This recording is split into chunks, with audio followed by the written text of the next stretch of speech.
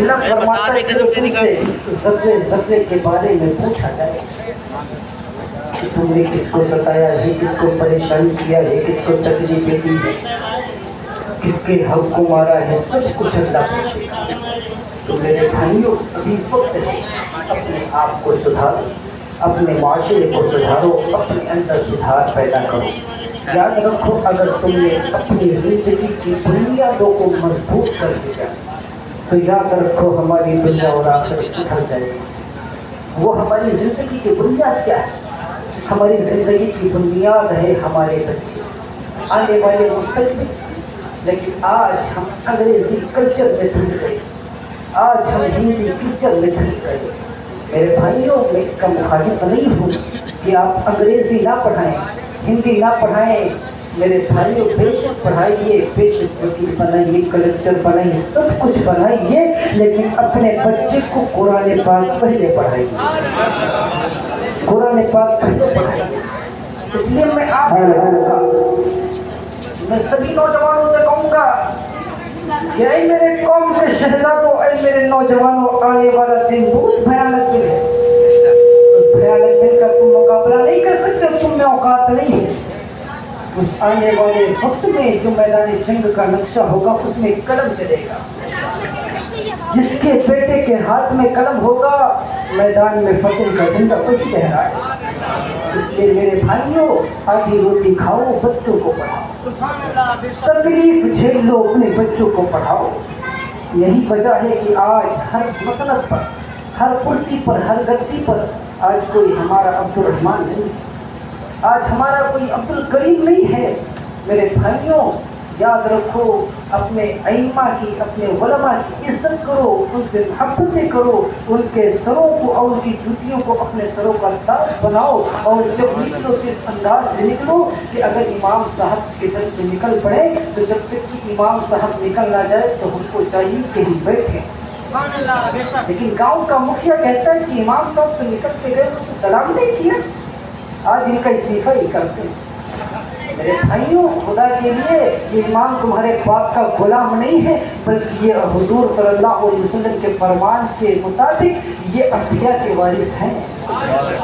میرے بھائیوں, میرے نبی فرماتے ہیں کہ علماء بنی اسرائیل کی نسلوں کی طرح ہیں. کیا سمجھتے ہو ان کی توہین کریں گے, ان کو گالیاں دیں گے, ان کو برا بھلا کہیں گے؟ میرے بھائیوں, آنے والے وقت کا مقابلہ تم ایسے نہیں کر پاؤ گے. اپنے اندر مضبوطی پیدا کرو, اپنے اندر ہمت پیدا کرو, اپنے اندر حسینی جذبہ لاؤ, تبھی کامیابی ملے گی. آخری بات میں بول, کیونکہ مجھے جو ٹائم میرا مکمل ہو چکا ہے, صرف آخری بات, صرف 2 سے 3 منٹ, اس سے زیادہ انشاءاللہ نہیں دوں گا. کہیں سبحان اللہ. جنت, جنت چاہیے, بولے جی. ارے سب لوگ بولے جی. جو لوگ نہیں بولے ان کو نہیں چاہیے, چاہیے نا. جن کو جنت چاہیے ذرا ہاتھ اٹھائیں. سارے لوگ ہاتھوں کو اٹھاؤ تاکہ گنا جا سکے, تاکہ کوئی اس میں وکلانگ تو نہیں ہے. سب کو جنت چاہیے, ہاتھ اٹھائے رکھو, ہاتھ اٹھائے رکھو. سب کو جنت چاہیے جی. سب کو جی. سب لوگ بولو, سب کو چاہیے جی. سب کو جی. شکل دیکھی,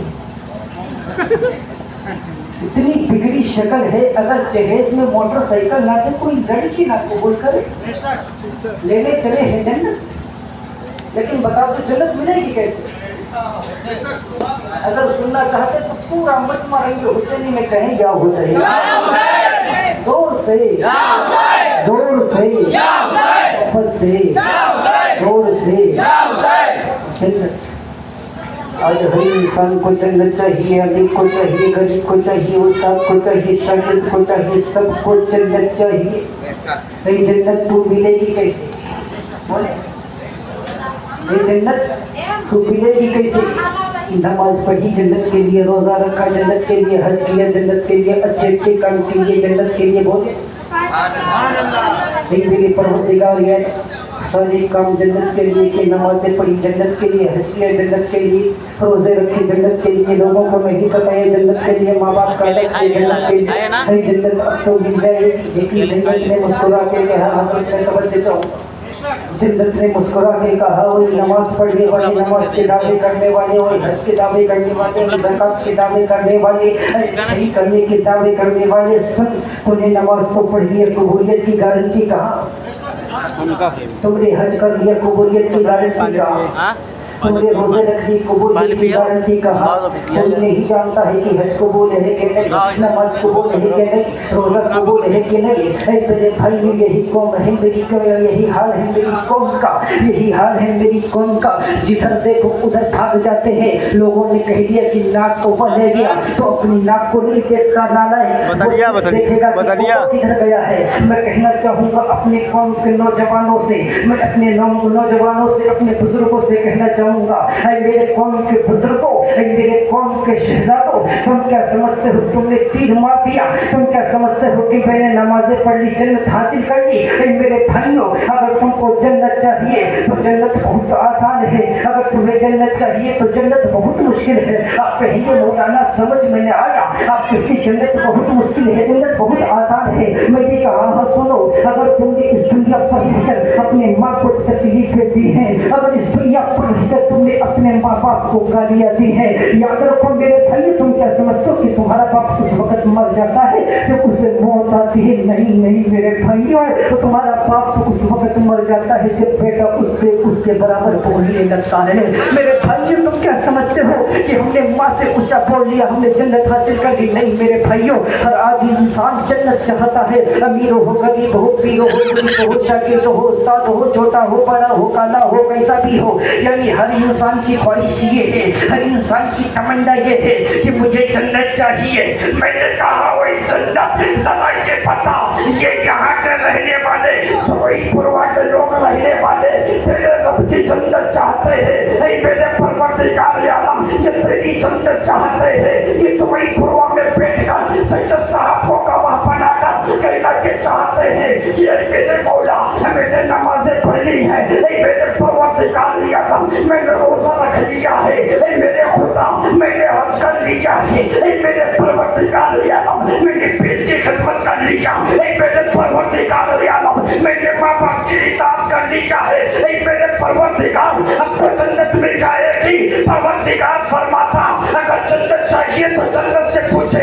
मैंने जन्नत की बारगाह में अर्ज किया, जन्नत से मुझे बताओ, हमने नमाज पढ़ी तेरे लिए, रोजा रखा तेरे लिए, हज किया तेरे लिए, इबादतें तेरे लिए, रियासतें तेरे लिए, सफर तेरे लिए, गुस्सा कर दिया तेरे लिए, किसी को ना बताया तेरे लिए। एक जन्नत तो सवाल ये बता, क्या तू मुझे पीछा में थी? जन्नत मुस्कुरा के गई थी, तुझसे मत पूछ, जाकर कुरान से पूछ ले, कुरान से पूछ ले। तब मैंने कुरान की बारगाह में रखी, तब से अर्ज किया, और कुरान तो अल्लाह का किताब है, तो अल्लाह का कलाम है। ये कुरान मैंने सुना है, तेरी बरकतों की कोई बरकतें कोई बयान नहीं कर सकता है। ये कुरान मैंने सुना है, तेरी अजमत से कोई बयान नहीं कर सकता है। ये कुरान मैंने सुना है, तेरी नफात को कोई बयान नहीं कर सकता है। ये कुरान मैंने सुना है कि तेरे अंदर इतनी पावर है। ये कुरान मैंने सुना है, तेरे अंदर इतनी हिम्मत है। अगर तेरी सूरतों को पढ़ दिया जावे, तेरी आयतों को पढ़ दिया जावे तो आंखें थम जाती है।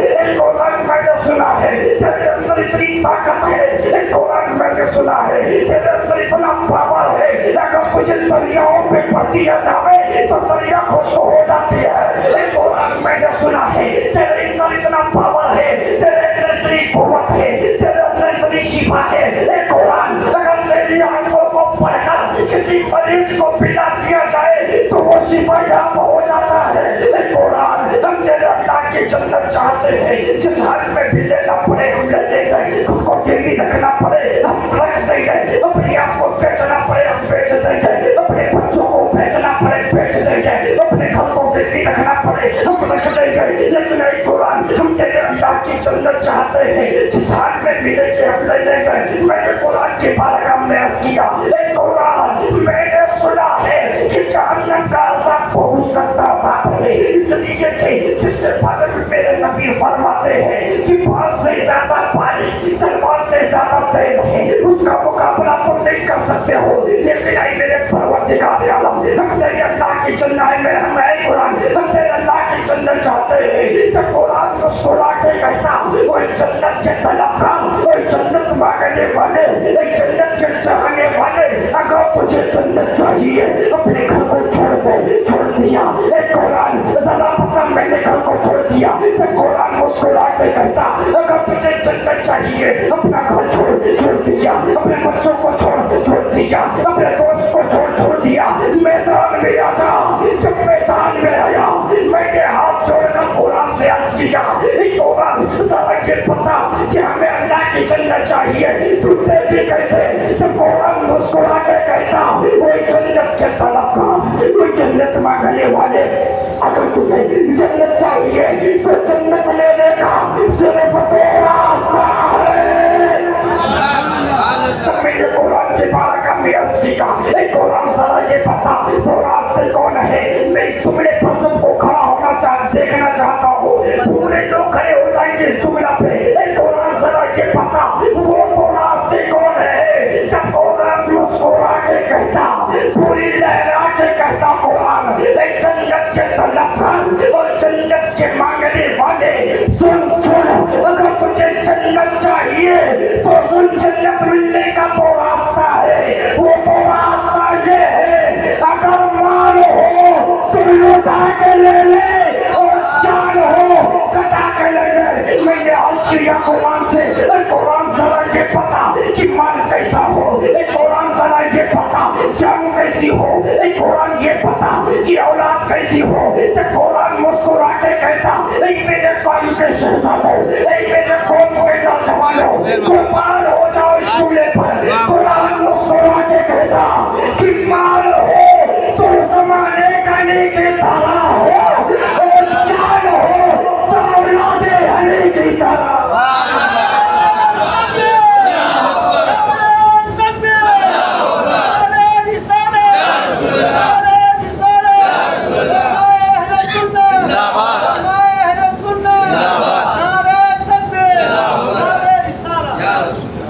میرے بھائیوں، جان ہو تو اولاد علی کی طرح، مال ہو تو عثمان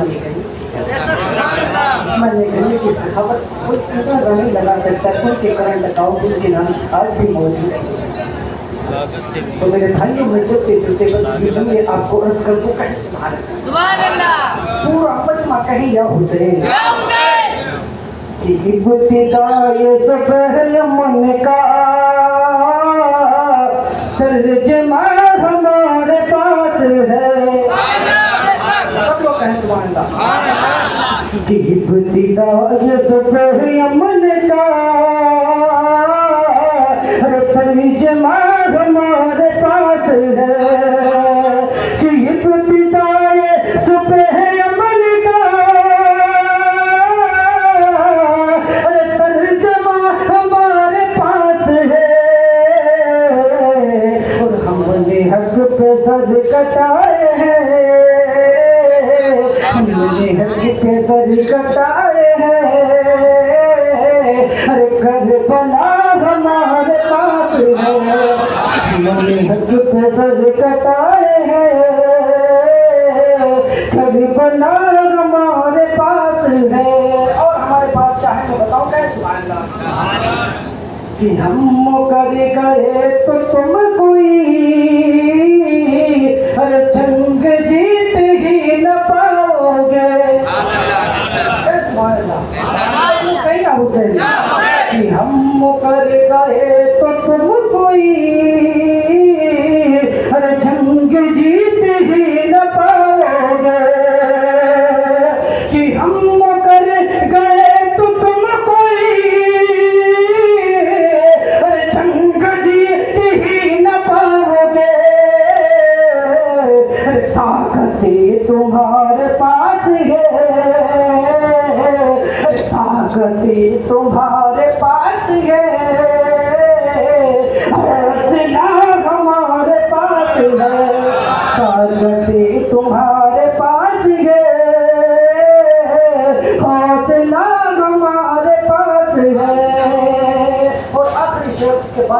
मुस्तफी का पूरा मजमा कहेगा उसे। और लोग कहते तुम क्या कर सकते हो, मैं उनसे कहूँगा कि हम दुआ को बात उठाए तो अरे बात पीछे लौट आएगा। और तारीख ने इतिहास दोहराया है, जब हज़रत अली की नमाज कदा हुई मेरे मुस्तफा ने पूरी का इशारा किया उसको जवाब, इसलिए तारीख पढ़े आप कैसे सुभान अल्लाह कि हम दुआ को बात उठाए तो अरे बात पीछे लौट आएगा। कि हम दुआ को हाथ उठाए तो अरे बात पीछे लौट आएगा। क्योंकि सारी कायनात का, क्योंकि सारी कायनात का रहनुमार हमारे पास है। क्योंकि सारी कायनात का रहनुमार हमारे पास है। अल्लाह रब्बुल इज़्ज़त की बारगाह में दुआ है, जो कुछ बोला है सबसे पहले पूछे, उसके बाद आप सबको तमाम बातों के अमल की तौफीक अता फरमाए। पढ़िए हमारे साथ अस्तगफिरुल्लाह ला इलाहा इल्लल्लाह मुहम्मदुर रसूलुल्लाह व मा अलैना इल्लल बलाग। अस्सलामु अलैकुम। अल्लाह अब आइए मेरा तमहीद के उस लहजे को